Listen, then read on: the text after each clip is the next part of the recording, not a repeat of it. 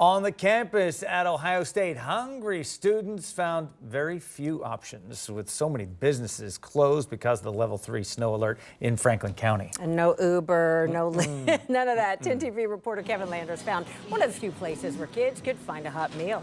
Kevin, he's live inside Buckeye Donuts tonight with a few places on campus that's open 24/7. And Kevin, they had a line out the front door today, didn't they? You know, ever since we got here around 3 o'clock this afternoon, we've been telling you about the wave after wave after wave of students who've come here to Buckeye Donuts, and basically, they've cleaned them out. They hardly have any donuts left. They don't have enough to make any more tonight, so they're waiting on 3 bakers for tomorrow morning to help fill these stomachs of these very hungry kids looking for a warm meal.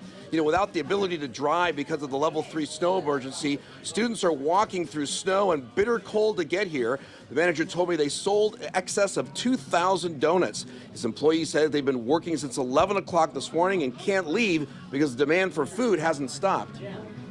This probably the busiest Sunday we've had in January. It's just, we're pinned down. We have employees, been here since about 7 in the morning, and they haven't been able to leave. They volunteered to stay, of course, but the line hasn't stopped coming in. Buckeye Donuts is one of only the very few 24/7 restaurants along North High Street. Most of them have all closed because of the treacherous driving conditions outside. So this is a one last stop for many of these Ohio State students to walk and get something warm to eat, and they're probably going to need that tomorrow and possibly the next day or two as we face a lot more bitter cold temperatures. Reporting live on the campus of Ohio State, Kevin Landers, 10 TV News.